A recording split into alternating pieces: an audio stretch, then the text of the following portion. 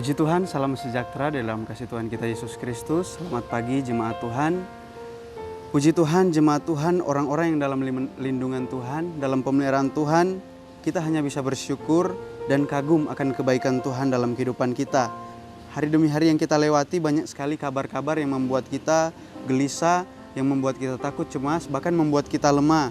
Bahkan di hari-hari ini, apa yang kita lihat, virus yang masih melanda bangsa kita, virus yang masih mewabah belum saja selesai, sudah ada bencana alam, sudah ada ini dan itu, sudah ada tanah longsor, sudah ada banjir dan lain sebagainya. Kita lihat di sini bahwa virus ataupun bencana alam tidak mau kenal orang kaya, orang miskin, tapi virus atau bencana alam benar-benar melanda bangsa kita. Tapi pagi hari ini mari sama-sama kita akan merenungkan firman Tuhan. Kita buka firman Tuhan di dalam Mazmur 118 ayat 8. Firman Tuhan di dalam Mazmur 118 ayat 8. Saya bacakan firman Tuhan. Lebih baik berlindung pada Tuhan daripada percaya kepada manusia. Di ayat ini kita diajak, ada dua pilihan. Kita mau pilih yang mana? Mau berlindung kepada Tuhan atau berlindung kepada manusia? Perlindungan dari manusia bisa saja terbatas. Perlindungan manusia bisa saja tidak terjamin. Tapi kalau kita mau berlindung kepada Tuhan, kita berserah percaya kepada Tuhan, Tuhan yang menjadi jaminan dalam kehidupan kita. Tahun 2021 ini kalau kita mau hidup kita lebih baik dari tahun sebelumnya, biarlah kita tetap berharap dan percaya berlindung kepada Tuhan. Karena firman Tuhan jelas berkata, hanya kepada Tuhan saja kita dapat berlindung. Di hari-hari ini bahkan banyak orang yang bertanya-tanya kenapa ada bencana alam dan lain sebagainya. Justru disinilah kita punya kepribadian yang biarlah kita tetap berharap kepada Tuhan, kita tetap berlindung kepada Tuhan. Ingat, ketika semuanya terjadi, Allah tidak mau kita celaka. Allah tidak mau menghukum kita dengan hal-hal yang tidak Dia inginkan. Jadi kita berharap saja kepada Tuhan, kita berlindung saja kepada Tuhan. Saya bukan menakut-nakuti kita, tetapi ini semuanya benar nyata terjadi di hari-hari ini. Semuanya nyata terjadi di bangsa kita. Apa yang kita lihat, peristiwa-peristiwa yang terjadi di daerah-daerah yang tertentu, semuanya nyata terjadi. Kita akan lihat hak dari Allah akan ciptaannya. Di dalam Bilangan 16 ayat 32 saya bacakan firman Tuhan. Bilangan 16 ayat 32. Dan bumi membuka mulutnya dan menelan mereka dengan seisi rumahnya dan dengan semua orang yang ada pada Korah dan dengan segala harta milik mereka. Demikianlah mereka dengan semua orang yang ada pada mereka turun hidup-hidup ke dunia orang mati dan bumi menutup mereka sehingga mereka binasa dari tengah-tengah jemaah itu. Kita lihat di sini ini bicara tentang bencana alam. Kita lihat di sini kadang-kali memang Allah menggunakan bencana alam sebagai hukuman atas dosa-dosa manusia. Ini adalah pemberontakan Korah, Datan dan Abiram. Mereka mengajak 250 para tua-tua Israel untuk melawan Musa pada saat itu. Bahkan kita lihat di sini akibat dari mereka melawan Musa, kita lihat di sini bencana alam terjadi akibat pemberontakan manusia sendiri. Bahkan tidak berhenti di sini saja, kedua kali bangsa Israel melawan Musa. Kita lihat di sini di ayat 41. Di ayat 41 saya bacakan firman Tuhan. Tetapi pada keesokan harinya bersungut-sungutlah segenap umat Israel kepada Musa dan Harun. Kata mereka, kamu telah membunuh umat Tuhan. Jadi kita lihat di sini bangsa Israel yang bersungut-sungut di sini, mereka membela pemberontakan Datan dan Abiram. Sudah salah masih saja dibela. Akibat dari semuanya ini kita bisa lihat di ayat terakhir di dalam Bilangan pasal 16 ayat yang ke-49 dan 50. Dan mereka yang mati kena tulah itu ada 14.700 orang banyaknya. Belum terhitung orang-orang yang mati karena perkara Korah. Ketika Harun kembali kepada Musa di depan pintu kemah pertemuan, tulah itu telah berhenti. Masalah bencana alam terjadi tanpa kita sadari. Sebenarnya penyebabnya kadang-kali kita sendiri.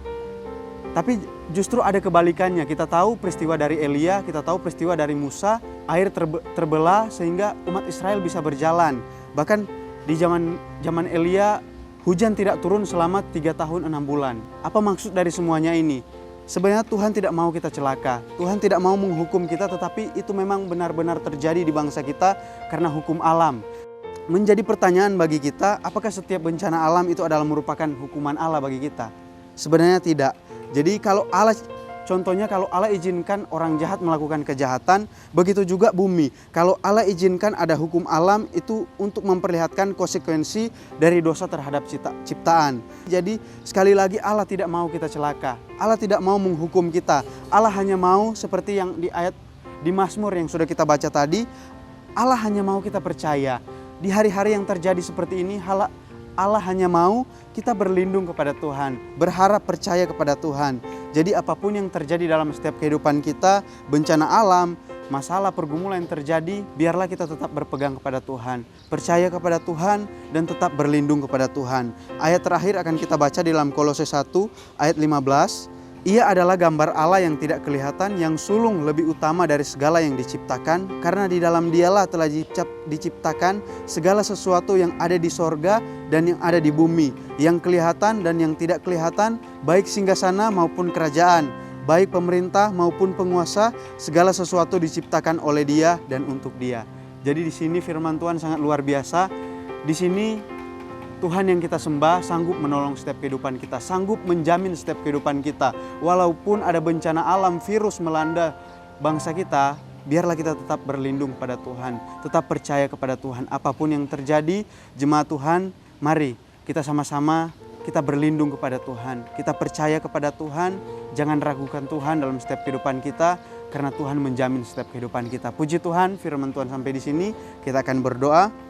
Terima kasih Tuhan, kami bersyukur buat segala kebaikan-Mu dan anugerah-Mu Tuhan. Kami percaya ketika kami berserah, berlindung kepada Tuhan, berharap percaya kepada Tuhan, Tuhan yang menjamin setiap kehidupan kami. Walaupun kami harus mengalami peristiwa-peristiwa yang tidak mengenakan dalam kehidupan kami mendengar Tuhan di daerah-daerah tertentu terjadi bencana alam. Tetapi Tuhan, biarlah Tuhan kami tetap berlindung kepada Engkau, kami tetap percaya kepada Engkau. Kami mau tetap serahkan bangsa kami ke dalam tangan Tuhan. Setiap pemerintah masyarakat, biarlah Tuhan kami dalam lindungan Tuhan, kami dalam pemeliharaan Tuhan. Karena kami percaya Tuhan yang sanggup menolong setiap kehidupan kami, Tuhan yang sanggup menjamin setiap kehidupan kami, baik pemerintah maupun masyarakat. Bahkan Tuhan tolong setiap jemaat Tuhan, apapun usaha-usaha jemaat Tuhan di hari-hari ini, apapun yang mereka programkan di saat ini Tuhan, profesi daripada jemaat-jemaat Tuhan, baik mereka sebagai petani, petukang, pedagang, pegawai, karyawan, pengendara kendaraan Tuhan, biarlah Tuhan tolong mereka,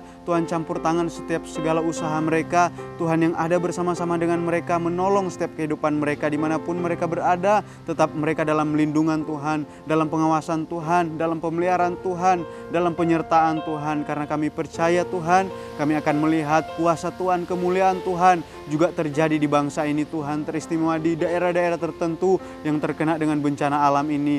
Maka dari itu Tuhan, biarlah Tuhan kami tetap berharap kepada pencipta alam semesta ini Tuhan, kepada Tuhan satu-satunya juru selamat dalam kehidupan kami, Raja di atas segala raja dalam setiap kehidupan kami. Terima kasih Tuhan, terima kasih. Kami bersyukur serta alaskan doa kami hanya di dalam nama Tuhan Yesus Kristus. Haleluya, amin.